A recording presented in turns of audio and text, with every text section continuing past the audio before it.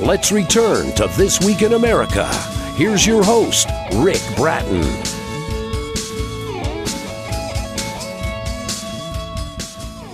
Welcome back, everybody. This Week in America, coast to coast. Thank you for sharing some time with us on the program today. Ilmarinen Vogel offers a unique point of view on the experience of World War II in his historical novel, Crossing Borders. He tells the story about the campaign against Russia in Stalingrad and ending in the siege of the Abbey of Monte Cassino in Italy by the American Marines. From the perspective of a young doctor, a surgeon on a hospital train, and the locomotive engineers who stay with the hospital train and are in his medical care. Returning from an escort assignment on a medevac train home to the front in Russia with medical resupplies, he finds his hospital train, the entire medical team with all the patients missing. It's a personal journey and the struggles of war. Ilmarinen is the son of a doctor who served to save lives in the war on Russia. Born in 1946, he grew up in the shadows of two world wars. His parents had been in opposition to the Hitler regime. They resolved to stay in Germany, determined to help build a just and free world once the war was over. A remarkable life. He focused on freedom of education, science and medicine, social and economic justice, freedom of religion. He's a talented author. He was inspired to write after a car accident. He was involved in a 120-mile-an-hour head-on collision caused by a speeding driver under the influence of heroin and alcohol. Becoming the victim of PTSD, he looked into his past and saw trauma everywhere, including his own parents from their own war experience. Ilmarinen Vogel, author of Crossing Borders, is our guest on This Week in America. Ilmarinen, welcome to the program. It's great to have you with us. Thank you, Rick, for having me. This is such a fascinating book, and let's talk first about the motivation, the inspiration. Where did this idea come from for the book Crossing Borders? I was recovering from PTSD, and I'd found finally a coach or a counselor who could help me regain my coping skills without drugs. And I had to retreat to Martha's Vineyard, where I lived before, and I was lucky enough to walk into Pathways Projects and Pathways Arts Space here in Chilmark on Martha's Vineyard, where I thought it was a restaurant, and I found myself in a place where they were supporting all forms of art and fused different art forms. And I found encouragement by the founder, Dr. Marianne Goldberg, the late Dr. Marianne Goldberg, who had created this space for the winter for Martha's Vineyard. And she encouraged me, and she helped me with an honorarium to become determined to pursue this story about the PTSD part. And one of the projects that sort of spun off of this work on the PTSD was a gap in the history of the Second World War that I discovered, and I decided to write this story, the story of the young physician who lost his unit and became AWOL and had to make his way home. And that's the story about Crossing Borders, where he is not only crossing borders in nationalities, but also crossing the borders between life and death. This is a fascinating story. Talk about who you're writing this book for, because as I'm looking at it and reading reviews, this really is a fascinating story that really has got a very broad audience, doesn't it? Yes, I think that most of us are children or grandchildren of people who were engaged in World War II. And in my research, I found that America was the only country that really did some significant intervention to end the war. And to me, that was a fascinating point of view. So I think that people who have parents or grandparents who were involved in ending the Nazi regime would be interested. And I think that the idea that saving lives ultimately will lead to peace rather than taking lives, that is something that goes throughout the story. And I think it could interest anybody. It's a fascinating read. It's Crossing Borders by our guest on the program, Ilmarinen Vogel. That's Ilmarinen Vogel. You'll find the book available at all the usual places. Amazon will have, of course, links on our website, thisweekinamerica.us. What's really fascinating in the book is the detail you go into. It's very graphic. We feel like we're there. Talk about getting the information regarding these medical trains, sort of an aspect for many people. It's the first time they really are getting some look at the medical trains that were used during this period of the war. I was lucky in one of my writing groups is a person who was also from Germany, and she had an uncle, and she shared with me memoirs from her uncle who was driving a medical train in Germany. He did about 40,000 miles driving a medical train. So I had firsthand information about descriptions about how the patients are on those medical trains and how the people feel that are operating these trains, which is sort of a specialty amongst logistics of a war, which is bringing the wounded home, and how that was affecting everybody who was in the business of saving lives. And that is what interested me. When you did the research on this, were you surprised at what you found? Was this an enlightening experience for you as well? Finding something you had a knowledge of it, but finding something even deeper than that. Yes, it was. I felt that I had enough information directly growing up in Germany that would give me the flavor of areas and different places. And in terms of how I found the world when I grew up after World War II, I was growing up in areas that had been 95% destroyed. And I was also growing up in areas that had been spared. And they were not that far away from each other. And so the experience of people in this war was between people who had to live with total devastation and people who were keeping their daily routines up. And I think that the unsung heroes of any situation like that, where people are losing their lives, are the people who get up in the morning and do the work throughout the day. And I found it fascinating to observe how the young physician who is charged with helping the civilian population wherever they are, regardless of which nationality they are from, but he was charged to help civilians nearby. And I found that to be very, very interesting. The book that we're talking about is Crossing Borders by Ilmarinen Vogel. That's Vogel. You feature some groups of people who are not completely affiliated with the national interest of Germans. You've got the railroaders, the Cossacks, the circus people, river barge operators, priests, and rabbis. Talk about introducing those people, those elements, those groups into the story. He was, my protagonist was AWOL. Anybody could have shot him on the spot. And the people that he was able to connect with to save his own life were people who were not inherently affiliated or directly felt obligated to protect the Nazis, like the river, the barge operators on the Danube. They were people who have been doing the Silk Route for 2,000 years prior to the Nazis. The railroaders had built railroads in the 18th century and were a whole new tribe of people, a whole new family of people who knew how to run railroads. And they knew that the modern world could not live without railroads, and it didn't matter who. So regimes were incidental to the existence of these people.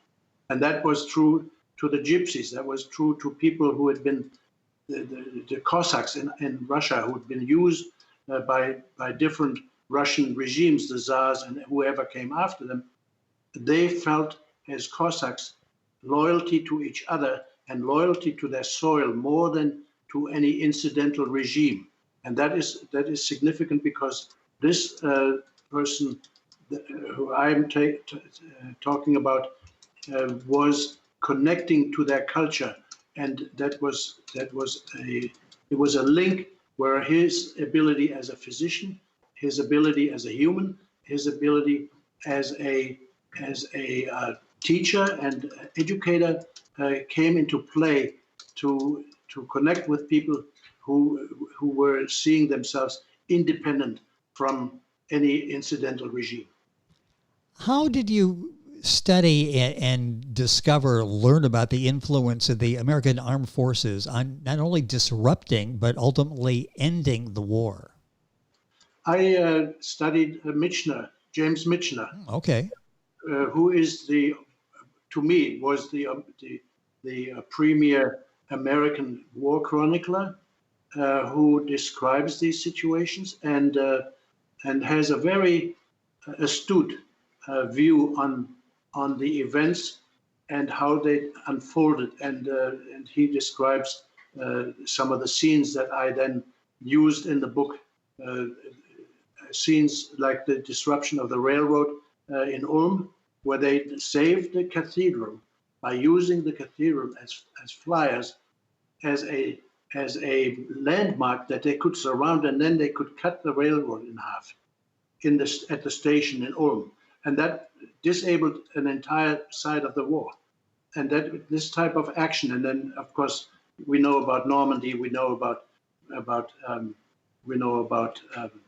Cassino, which is the Italian war that ended with a tragedy of this enormous loss of life. And what made it personal for me was that my daughter has two grandparents, one who lost his life, two great-grandparents. One has lost his life in Monte Cassino, and one has lost his life in Normandy. So to her, this is like a family event where the effort of American forces to end the war was significantly affecting people's personal lives. Ilmarinen Vogel, our guest on the program. The book we're talking about, his book, Crossing Borders. You talk about personal. I want to focus on your post-war experience. How does that shape your views in topics that we're discussing? They're headlines now: migration, community. How, looking back on your past, how has that shaped your views as you look at these stories about community, migration, immigration now? I was growing up in a family where our mother as we grew as a family, we were still living in the mountains in a safe place. And our father had moved into a town that had been 95% destroyed in the war. So there was no housing there. And as people who were in temporary housing arrangements, we were part of a group of 20 million people who were wandering around Europe, homeless basically. And the experience of growing up being one of the people who were treated with suspicion wherever we moved to, we had to build relationships. I moved 15 times by the time I was 15. So moving was something that brought us a little closer all the time to where my father was working, and as the town was being rebuilt. So by the time I was 6 and 7 years old, I was able to participate and witness the rebuilding of a world that had been completely destroyed. Let me take that a step further. Do you see similarities now in what's going on with today's wars and the migration of refugees that we read so much about? Absolutely. The feelings that we are expressing, or that people are expressing toward refugees, are that of feeling threatened and having a sense of powerlessness. And the people who are in the predicament of becoming refugees, they don't leave their homes because they didn't like it there. They left their homes because they were destroyed. And the homeless crisis in Europe, where this is now being politicized, makes it even worse because it garners a fear that people have and a distrust in each other that is easily overcome. And I was witness when that happened. I was witness in Europe where temporary housing was built under the Marshall Plan. It was unbelievable how quickly people were in homes, even though they may not be as sturdy or as long-lasting homes, but they had a roof over their head. And it started leveling out this fear. And the persistent fear is something that is a greater threat almost than anything else. Ilmarinen Vogel, our guest on the program, author of the book Crossing Borders. That's what we're talking about on the program today. What are your views on religion? And do you believe in a God? I absolutely do. And I'm the grandson of two ministers. And the biggest challenge for my grandparents was that it seemed as though the Bible was not sufficient in giving guidance to the people, and the shock over the events of World War I and World War II was palatable, and it led them to searching deeper into the roots of religion. And my grandfather on my father's side spoke fluently ancient Greek, and he studied every written document he could find. And I can see his notes that he had, that he took to come up with answers. And ultimately, he was even getting in conflict with the organized church, the Hessian Protestant church, but he was pleading with his community to never leave the church, because this was still a way of reaching out personally to your maker, and a chance to connect with a spiritual order of the universe that just cannot be denied. You have every person who thinks about creation with a different view on that, and yet they are all united in the fact that they can see that there is a spiritual world that unites us all, and that we're all based on. And the more you deal with this crossing of life and death, you find that this is true, that it's an individual experience. And so in my family, the religious traditions were carefully observed, and but at the same time, we also realized that at the end of the day, we were thinking it would be more important what you do than what you believe, and therefore we in my family thought we were being judged not by what we believe but what we do, and that is basically sort of a good guidance for the conduct in life. Yes, it is. And fascinating. The time is going by way too quickly. We've got a couple minutes left here. I know music has been important as who you are from a young man and learning about other people. It was music that brought you together and exposed you to other people from various parts of the world. How was music a factor in writing this book, Crossing Borders? Well, I was very unhappy about my family's moving around too much. And I was looking for some anchor and something for myself that would help me, and so I learned to play the French horn.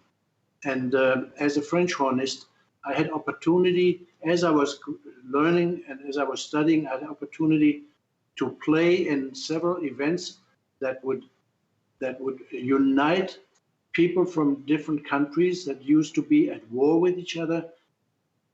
Now we were playing music and we were talking a common language. And to me, the uniting language of music that everybody can feel and understand was something that I took as a healing element, both reuniting people who might have been at war with each other, but also for personal healing, for people who need harmony and who need creativity, Yes. and who need this expression, because that is where we can.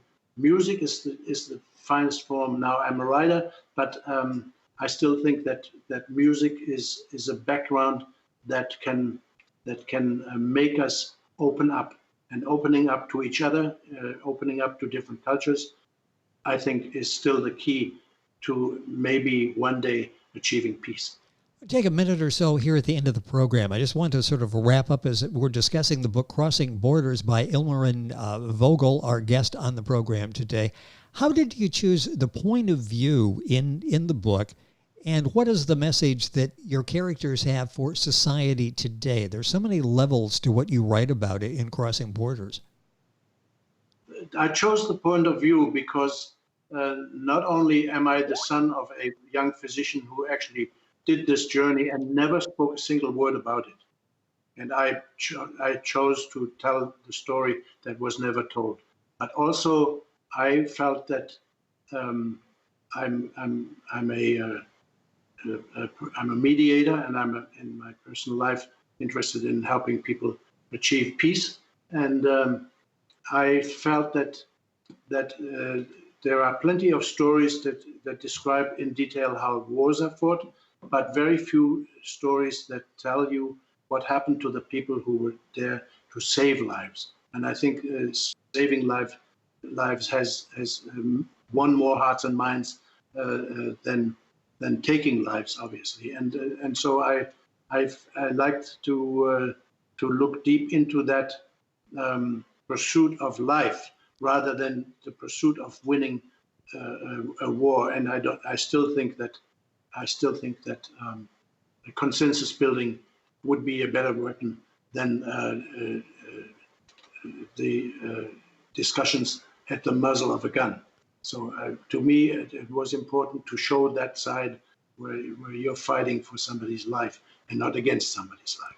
You do that in such a remarkable way. The book is just critically acclaimed, excellent reviews. Crossing Borders by our guest on the program, Ilmarinen Vogel. That's it's Ilmarinen Vogel. The book is available at the usual places. I'll send you to Amazon. Go to our website. You can link on, get more of that information. And he will be back with us on the program discussing another one of his books, Reinventing Life, My Journey into PTSD. We'll have a chance to talk about that as well. Sir, thank you for being on the program today. Fascinating book. Excellent job with that. Looking forward to having you back on the program again to talk about one of your other books. Thank you for sharing this with us. Yeah, I'd like to say a word of thank you to Karen Toniston and Scott Crawford and Tanya Agustinas here at Pathways Art, who have facilitated an amazing venue for people to develop their artistic talent. And I owe a world to them for doing this. Well, and it's a nice television studio, too. If you look at the YouTube version of the program, you'll see a nice setting there with the lighting is very good, the sound is very good, and the guest is excellent as well. Ilmarinen with us on the program, Vogel. The book is Crossing Borders. You'll find information on our website, thisweekinamerica.us. And we're back on today's program after these messages. This Week in America is online. You can visit our website, thisweekinamerica.us. Scott Pinkerton, Associate Producer of This Week in America. Jay Anderson, Segment Producer. Ben Watson, Webmaster. Otto Bechet, Director of Engineering and TV Production. This Week in America produced and is a trademark of Blue Funk Broadcasting, LLC. For information on all of our guests and to listen to this week's show, our website again at thisweekinamerica.us. And I'm Sean Bratton, Executive Producer of This Week in America.